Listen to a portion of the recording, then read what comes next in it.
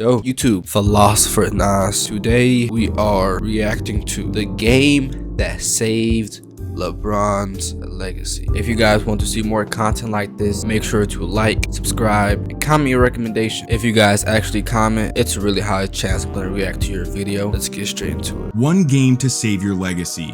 That's where LeBron James found himself, down 3-2 to the Boston Celtics in Game 6 of the 2012 Eastern Conference Finals. With all eyes on him, LeBron was facing overwhelming pressure to deliver. Pressure that he ironically put upon himself. After painful losses to the Celtics during his time in Cleveland, LeBron skipped town to join Dwayne Wade and Chris Bosh down in South Beach, just to suffer one of the most embarrassing meltdowns in NBA Finals history. 8 years in and still without a championship, LeBron's career reached a boiling point, leading to a career-defining Game 6 in Boston. Win and live another day, or lose and be crucified by the basketball world. Have your legacy tarnished and forever be known as the guy who couldn't show up when it mattered most. LeBron had one game to save his legacy. I played in Boston so many times, the history speaks for itself. But for this one time when I went to Boston, I felt absolutely nothing. Is this a movie? Entering TD Garden on June 7th, 2012, LeBron was walking into a building he'd become all too familiar with. It was 2008, Game 7 between the Cavaliers and Celtics with a ticket to the Eastern Conference Finals on the line. The one-man army and LeBron James up against Boston's newly formed behemoth of a big three. Yet, the kid nearly did the impossible. He was dynamite for 45 points, but the Celtics pulled out the win, and just 13 days later, they were crowned NBA champions. After a finals appearance the previous season, it was a second-round exit for LeBron, followed by an Eastern Conference Finals loss in 2009. Little did we know that James's time in Cleveland was ticking away. 2010 looked promising though. 61 wins, the hometown kid is a back-to-back MVP, and revenge would be served in round 2. Except that didn't happen. As the 4 seed, the Celtics pulled off the massive upset over the number 1 seeded Cavs, as LeBron suffered another dreadful loss on the parquet floor in Boston. Now 7 years deep without a championship, criticism surrounding the chosen one began to surface. The media believed he quit on his team, gave up, was checked out for the back half of that series due to his looming free agency. Whether that's true or not, one thing was for sure. That loss in Boston had a far greater impact than anyone could have imagined. The answer to the question everybody wants to know. LeBron, what's your decision? In this fall, man, this is very tough. In this fall, I'm going to take my talents to South Beach and join the Miami. Oh my gosh. This generation of kids do not understand how it was probably damn near right after 9/11. How this shit was all over the news. This is very tough. In this fall, I'm going to take my talents to South Beach and join the Miami Heat. Miami Heat. That was the conclusion you woke up with this morning. That was the conclusion I woke up with this morning. It was a decision that set the NBA world ablaze. The back-to-back MVP and arguably best player in the world leaving his hometown team to form a big three down in Miami. It was baffling. And just 2 days later, he was on stage with Dwayne Wade and Chris Bosh prematurely celebrating championships together as LeBron claims they'll win not 1, not 2, not 3, not 4, not 5, not 6, not 7 titles as a trio. The entire spectacle rubbed everyone outside of Miami the wrong way, especially in Cleveland. It was seen as weak, disrespectful, and downright unforgivable by the majority of fans. The hate towards LeBron had reached an all-time high. But the man got what he wanted: success. The Heat won 58 games in their first season together, cruised past the 76ers in round 1, and round 2 offered him revenge. It was LeBron versus the Celtics just as it was a year ago, but this time, he had backup. Miami beat up on Boston to get up 3-1 in the series, and in the final moments of Game 5, Bron got his get back. Wade, James for the lead. That might be the dagger. The Celtics, you necessarily steal. One, Devin It was a LeBron explosion, capped off by a two-handed dagger through the heart of Boston as he finally beats the Celtics. Miami would go on to manhandle the Bulls in 5 in the Eastern Conference Finals, and they seemed destined to win a championship. Until the only team left was Dallas. Oh man, playoff run capped off by Dallas upsetting Dallas. LeBron James, Dwayne Wade, and the favored Miami Heat. A stunning ending to one of the more compelling seasons in NBA history. LeBron collapsed. In the 2011 finals, the man was a shell of himself. He lacked aggression and focus, he couldn't deliver in the clutch, and flat out choked in the most pivotal game of the series. Or the entirety of the series for that matter. With a chance to prove his doubters wrong, LeBron's performance only fueled the narrative that he wasn't a winning player. The weight of that season, from the decision to the hate to the expectations of winning the title, seemingly caught up to him. And as a result, his legacy took a massive blow. All eyes were on him now. He has to deliver. Entering a lockout-shortened season, LeBron responded to all the noise by winning his 3rd MVP in 4 years. Wow. The dude was a killer. But, of course, the pressure was on him to win a title, not another MVP. So, come playoff time, he cranked it up a notch. Miami annihilated the Knicks in round 1, but round 2 got scary. After a Game 1 win against the Pacers, Miami lost 2 straight to go down 2-1. And to make matters worse, Chris Bosh is listed as out for the rest of the series. There were whispers of another Miami collapse. So, in a critical Game 4 on the road, LeBron answered the call. Attacked by James, Hibbert waiting, and one for LeBron. James coming to the basket, and there they go. Constructed takeaway by Wade, lead for James at the basket. James attacking Barbosa, bang, and a bucket for LeBron. LeBron flexed his killer instinct with 40, 18, 9, 2, and 2 in the win to avoid a 3-1 deficit. It was an absolute masterclass. From that point on, Miami took care of business, eliminating the Pacers in 6 to return to the Eastern Conference Finals. This time, against an old foe. For the 4th time in his career, LeBron was facing the Boston Celtics in the postseason. This time around, the pressure of the world was on James to deliver and get his team back to the NBA Finals. And he quickly showed that he was built for the challenge. With 32 and 13 from Bron, Miami danced on the Celtics with a 14-point win to go up 1-0. In Game 2, they ran it back. 34, 10, and 7 from the King as they pull out a 4-point overtime win to take a commanding 2-0 series lead. Everything was going to plan. Boston's Big Three was far older than they'd been when they beat LeBron in the past, and it now seemed like they were running out of gas. Well, at least we thought they were.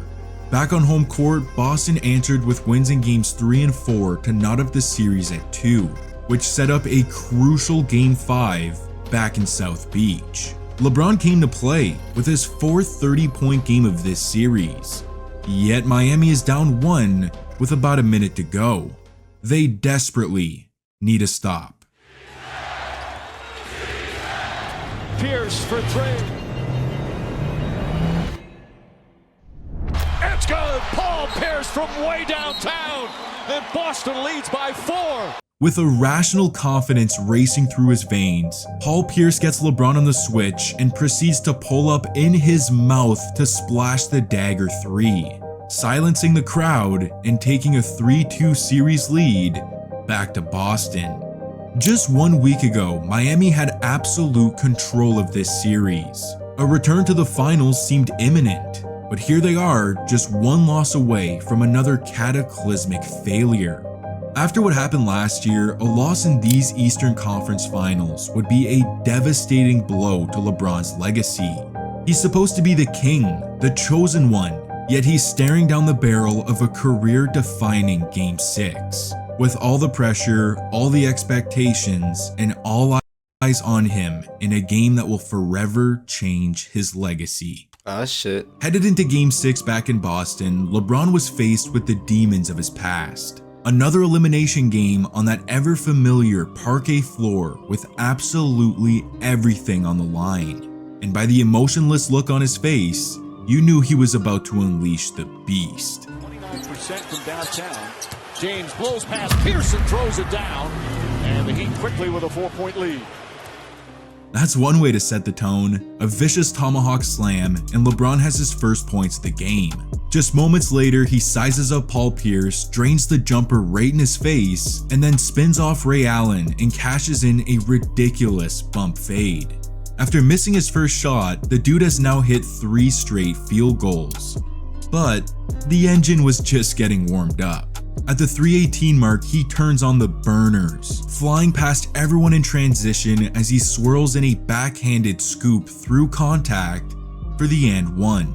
The very next possession, he drills a right wing 3 to put Miami up 10 as he's yet to show any emotion whatsoever.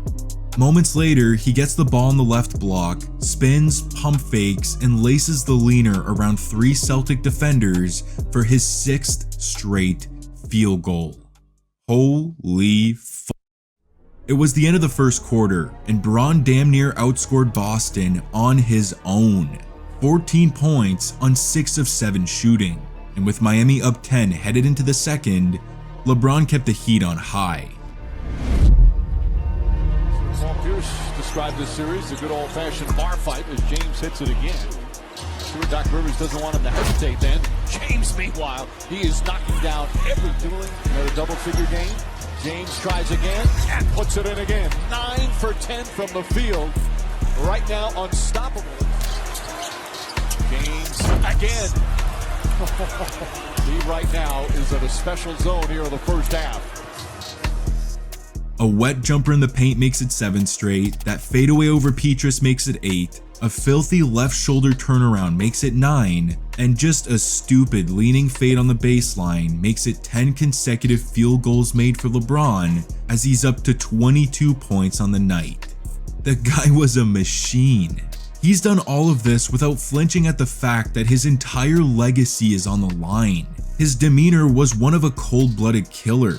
It was disturbing. I mean, look at this. With 3 minutes to go in the second, these were the leading scorers for the Heat. It was the definition of a one-man army. A one-man army that was about to launch an airstrike. Oh, James comes flying in and throws it down. He's got 27 first-half points. LeBron drops in from the rafters to punch a thunderous putback over 2 Celtics with his hand at the top square of the backboard. 11 straight field goals, the dude has 27 points, and he wasn't done just yet. With under a minute to go in the first half, he fills up the cup with a tough step back going right for points 29 and 30 of the first half as he grills the sideline with that blank expression on his face. That boy crazy. It was a public execution. Miami entered halftime with a 13-point lead, and the only reason Boston is somewhat in this game isn't because of Pierce, Garnett, or Allen. It's thanks to a young Rajon Rondo who's got 19 and a half. But that was nothing compared to what LeBron did. Rondo trying. 35 and 2 on a scorching 12 of 14 from the field. MVP. Plus, his efficiency isn't solely off bully ball and easy buckets around the rim. This is coming off of an array of difficult jumpers and elite touch around the cup. Hall of Fame. LeBron's greatness was on full display, and after playing the entirety of the first half, he planned to do the same in the second. There's nothing to handle. I mean, for us, it's win or go home, so. You know, I plan on playing the whole second half. That game I had in Boston, game 6, down 3-2. A 30-point first half. It got to a point where I was just out there trying shit, one leg off the wrong foot. Falling away, gets that to go. Every time I was shooting, it just felt so perfect, and it was barely touching the net. Like going straight through like a bird, just go straight through the water. Falling away, gets that to go. Trying to poke it away, and James floats it up and in. Jab steps on Petrus. Now the jump shot. That's been going in all night long. He's got 36 points, 15 of 20 from the field. Are we for real? A one-legged fader off the wrong foot off glass over 2 defenders straight out of halftime? Oh yeah, he's still in the zone. Later in the quarter, he rises right in Petrus's grill for the jumper for his 36th point of the night to put the Heat up 15. But Boston wasn't going away so quietly. With just under 3 to go in the third, Petrus puts back the Pierce miss, and the crowd roars as they cut the lead to 10. The Celtics are energized once again, but not for long. Crowd back into it again. And I'm not a fan of how they're playing right now offensively. James for 3, does it again, 39 points, and Miami back up by 13. LeBron countered with a laser beam 3 to silence the crowd and push the lead back to 13. The King had ice water in his veins, and he hasn't even sat on the bench yet. He was giving Boston no chance to breathe. Moments after LeBron hit that 3, ESPN comes back from commercial break to this demon absolutely locked in. This is the face of a man possessed, laser-focused tunnel vision with absolutely everything at stake. It's as if he was emotionally detached from this game. I mean, you know how LeBron is known for working the officials throughout his career? Well, this game he was a silent assassin. No complaining, no flopping, it was just straight business. At the 30-second mark, Bron pulls a quick pickup jumper and laces it for his 41st point of the night in the third quarter, as he's headed into the fourth with a stat line of 41, 10, and 3, with Miami leading by 13. In the final quarter, the King put the finishing touches on his masterpiece, drilling a jumper over KG, and then Wade hits him on the back cut for a lefty finish to push the lead to 25. The TD Garden is silent. Finally, at the 3:11 mark of the fourth, with a 22-point lead, LeBron takes his first rest of the night as he finishes the game with a final stat line of 45 points, 15 boards, and 5 dimes on 73% shooting, becoming just the second player in league history to put up 45, 15, and 5 in the playoffs since Wilt Chamberlain in 1964, and the first to do it in an elimination game. With the weight of the world on him, LeBron single-handedly put the game out of reach by the fourth quarter, emptied the TD Garden before the final buzzer, and saved his legacy in what is quite possibly the greatest performance of his career. And as he left the crime scene, Celtics fans booed and heckled him on his way back to the locker room, with one even pouring beer on top of his head. LeBron's reaction was once again, nothing. The King had officially arrived. Shot clock down to 5. James fires a 3. LeBron James and the Heat's dreams of a championship still very much alive. The Miami Heat are once again NBA champions. LeBron James captures that elusive title he so desperately coveted. It's about damn time. It's back-to-back titles for the Heat. The 2013 NBA championship resides once again in Miami. It's over! It's over! Cleveland is a city of champions once again. The Cavaliers are NBA champions. Cleveland! This is for you! Oh! This historic 2020 NBA championship belongs to the Los Angeles Lakers. LeBron James, a shot at history.